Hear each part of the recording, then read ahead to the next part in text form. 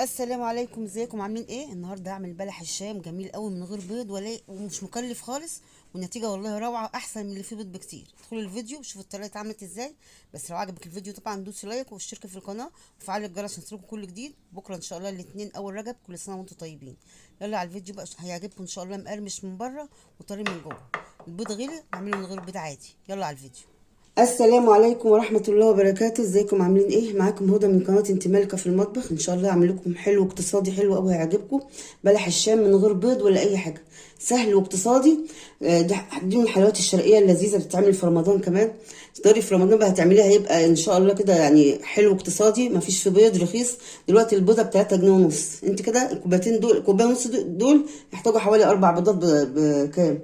ب 14 جنيه. انت هنعمله من غير بيض ان شاء الله. كل سنه وانتم طيبين، بكره الاثنين اول رجب، كل سنه وانتم طيبين. وبعد كده شعبان وخلاص رمضان على الابواب اهو، كل سنه وانتم طيبين. اللهم بلغنا رمضان لا فاقدين ولا مفقودين. بس لاول مره تشوفوا القناه بقى دوسوا لايك واشتركي فيها وفعلي الجرس عشان يوصلكوا كل جديد. وقبل ما نبدا ان شاء الله نسمي الله. بسم الله الرحمن الرحيم، ونصلي على الرسول صلى الله عليه وسلم صلاه تنحل بها العقد وتنفك بها الكرب. مكونات بسيطه بسيطه جدا. كوبايه ونص دقيق، المج ده اللي انا عايرت بيه الزيت الميه كل حاجه. كوبايه ونص دقيق، ربع كوبايه زيت. هحتاج كمان كيس فانيليا، معلقتين صغيرين سكر، نص معلقه صغيره ملح، معلقتين كبار نشا. هحتاج كوبايه ونص ميه. وده الشربات انا كنت عاملاه. اول حاجه بتعمليها الشربات، وعندي على طول في التلاجة بعمله واحطه في التلاجة وقت ما اعمل حلو يبقى سهل. دول كوبايه ونص سكر على كوبايه ميه. وبعد ما غلي عصرت نص ليمونه، وبعد ما استوى كده يعني بعد الغليان بحوالي 7 دقايق او 10 دقايق حطيت كيس فانيليا وطفيت عليه. البلح الشام بيحب الشربات يكون تقيل، هو لسه دافي، لسه هيتقل اكتر من كده. بلح الشام والزلابيه والقطايف بيحبوا الشربات يكون تقيل، لكن البسبوسه طبعا بتحب الشربات خفيف. والكنافه والجلاش انا بحب اعمله الشربات يكون متوسط. دي كل مكونات الوصفه سهله جدا. اول حاجه بقى هنروح على البوتاجاز، بس اول حاجه هنحط النشا على الدقيق ده مع ده. نحط النشا على الدقيق ونقلب. دي المواد الجافه اللي هنحطها على بعض.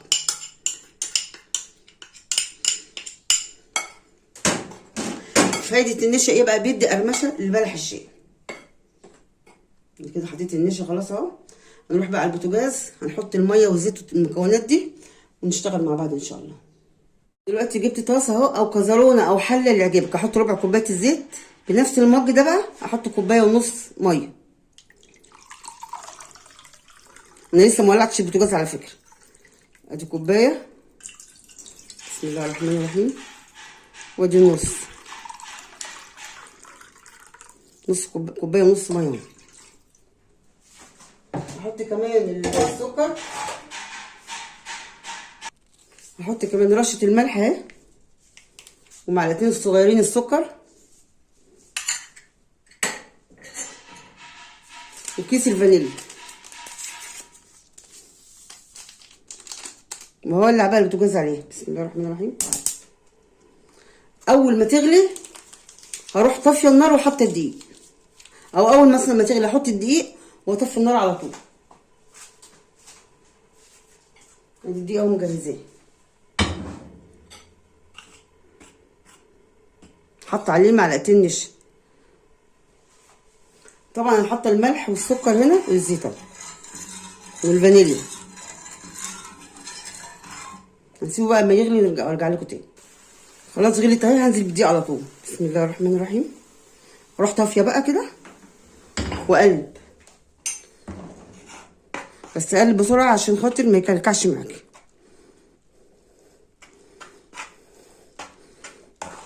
اول ما تحطي الدقيق تروح طافيه.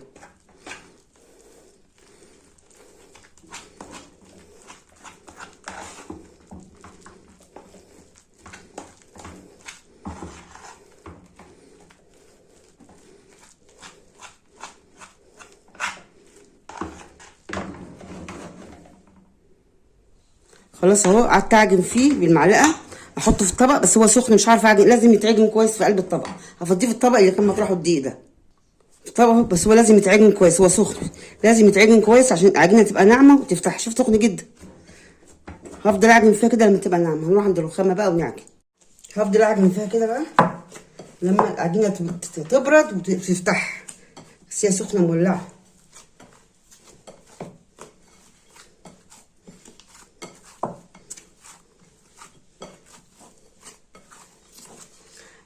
دي بقى قمع الحلواني، بس انا ايه القمع الحلواني عندي سيليكون بتاع كريم شانتيه. انا هستعمل القمع العادي اللي هو مثلا هوريه لكم دلوقتي. اللي عندي سيليكون ما بيستحملش ضعيف، ما بيستحملش عجينه بلح الشاي. عجينه بقت ناعمه ازاي، بصوا بقت ناعمه ازاي.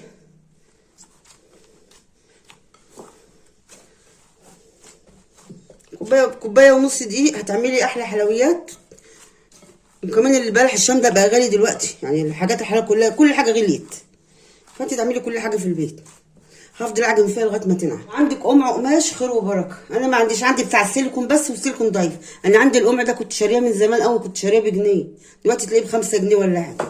بصوا بقى بايدي كده من غير اي حاجه ولا كيس ولا اي حاجه. بصوا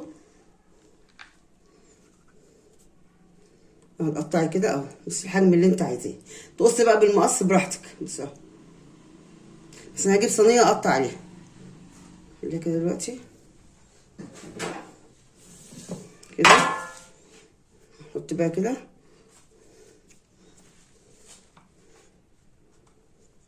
بصوا انا بحبه صغير، عايزه تكبري براحتك.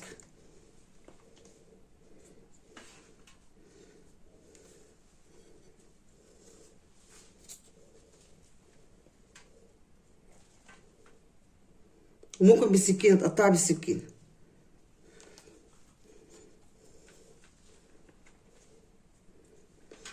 اللي انت حاطه عليه بيض لازم تقطعي في الطاسه على طول، يعني ما ينفعش تعملي زي ما بعمل كده.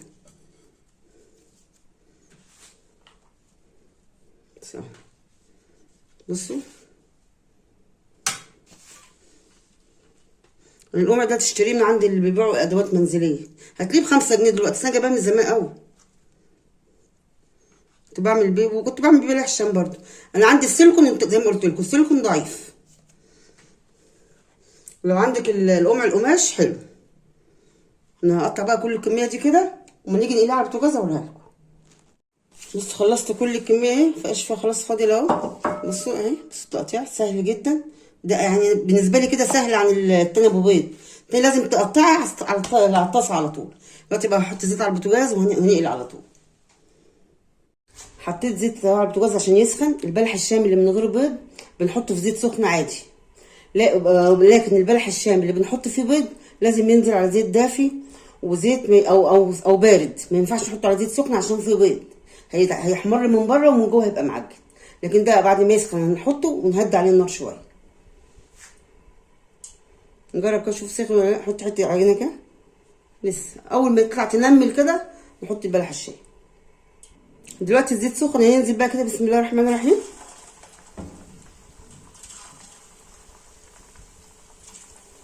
بلح الشام ده ان شاء الله يعجبكم ومش مكلف خالص. هو الدقيق والميه وشويه الزيت، والزيت اللي احنا حاطينه في القلي ده مش بنرميه، بنقلي فيه بطاطس، بنقلي فيه بتنجان، بنعمل بيه كل حاجه. كمان زيت مفيش فيه بيض، يعني زيت حلو رايق وحلو. هنهدي بقى النار شويه كده، خليها وسط اهي. هديتها، ما تقلبيش فيها لما يطلع على السطح كده وينشف شويه. مفيش فيه بيكنج باودر ولا خميره ولا اي حاجه. ما تحطيش، لو تقولي حطي بيكنج باودر يبقى هشه ولا حاجه، لا ما تحطيش. بسم الله الرحمن الرحيم. بصي بالراحه كده، ما تقلبيش فيه جامد عشان ايه ما يتكسرش منك. وهنطلعه بقى كده لما يحمر على شربات بارد. اعملي بقى بلح الشام اللي متهيألي اللي بره بيعملوه من غير بيض. من كرتونه البيض دلوقتي بقت ب90 جنيه، لما كنت تشتريها قطعت 3.5. في الكرتونه البيضه ب3 جنيه، لكن قطعت 3.5. لو انت حطيتي بيكنج باودر الرسمه بتاعت البلح الشام دي هتروح، انها تنفش. احط الشربات كده على جنب في البوتاجاز كده، طلع عليه على طول. بصوا الزيت نضيف ازاي، مفيش فيه رغاوي ولا اي حاجه. البيض بقى، انتوا عارفين البيض لما تيجي تقلي بيعمل رغاوي كده على في الطاسه. بصوا كده، بصوا البيض عامل ازاي، جميل جميل جدا. ما تقلبوش كتير، ونفش ازاي من غير ما احط فيه بيكنج باودر ولا بيض ولا اي حاجه. هو قرب يحمر اهو. افضلي بس اقلبي فيه كده يمين وشمال عشان ياخد كل لون واحد. بصوا قرب يحمر والله بصي سامعين الخشوله، سامعين.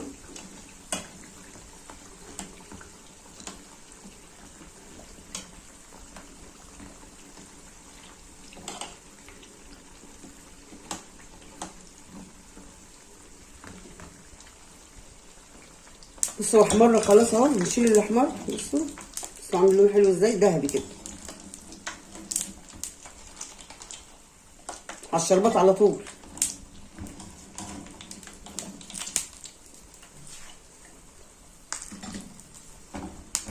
البلح الشام خفيف، اللي بيتقلب ويرجع تاني.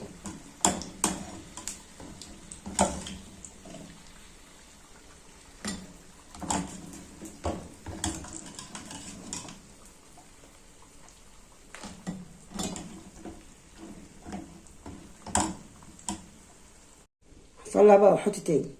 هنحط بقى هو سخن عادي، مش هنشيل يعني، مش هنسيبه يبرد ولا حاجه، هو سخن كده. بسم الله الرحمن الرحيم. بس سخن. التاني بقى كنا هنسيبه يبرد.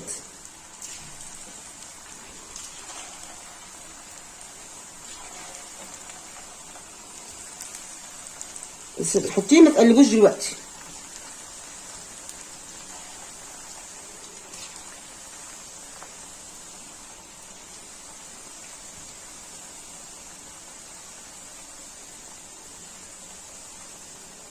طبعا هديت عليه النار، بص النار عامله ازاي اهي، هديها عليه. بصوا اهي.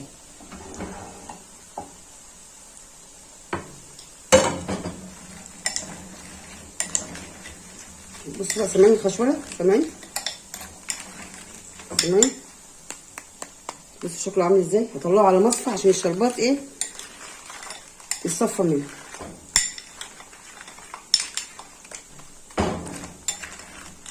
سامعين. بصوا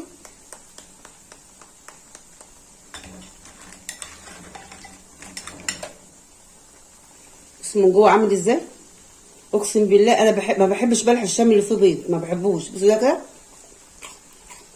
سامعين القرمشه، صراحه تحفه والله تحفه.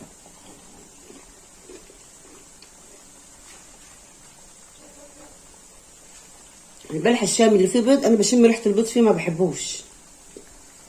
بص هو قرب المره التانيه قربت تحمر اهو، لا فرقع ولا اي حاجه.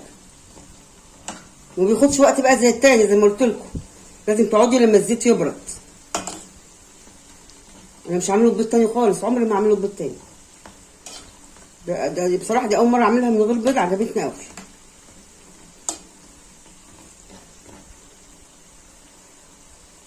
بصوا الزيت رايق ازاي، مفيش فيه رغوه بتاع البيض ولا اي حاجه.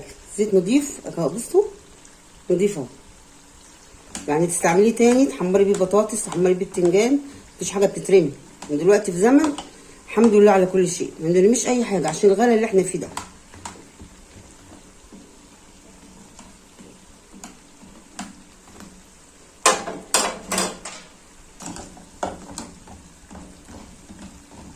نشيل بس اللي احمر كده، المحمر دي محمره شويه كده، الجنب ده محمرش. وخلص بقى في كمان شويه صغيرين، خلاص كل الكميه وارجع لكم تاني ان شاء الله بقى نقدمه مع بعض. بصوا اللون عامل ازاي. بصوا اللون ذهبي وجميل ازاي. انا ما بحبش الحاجه تكون محروقه، بحب الحاجه تكون لونها ذهبي. بصوا هطلع بقى كل الكميه واحط الكميه التانيه احمرها وارجع لكم. طلعت على مصفى اهو. بصوا سامعين سامعين. بصوا عامل ازاي. هحطه بقى في طبق التقديم. بصوا لا فرقع ولا اي حاجه. بصوا هفتح لكم واحده بس من جوه. بصوا طري من جوه ازاي ومقرمش من بره، والله جميل جدا، جميل والله تحفه. هقدمه بقى في طبق التقديم وارجع لكم. وده الشكل النهائي بعد ما خلص. بصوا انا هوريكم مقرمش ازاي. سامعين مقرمش وجميل وطري من جوه، يعني هو مقرمش من بره وطري من جوه. اعمليه من غير بيض والله طعمه احسن من اللي فيه بيض بكتير، ومش مكلف وسهل وبيخلص بسرعه. متنسوش بقى لو عجبكم الفيديو دوسوا لايك واشتركوا في القناه وفعلوا الجرس عشان يوصلكم كل جديد. واسيبكم في حفظ الله ورعايته. السلام عليكم ورحمه الله وبركاته.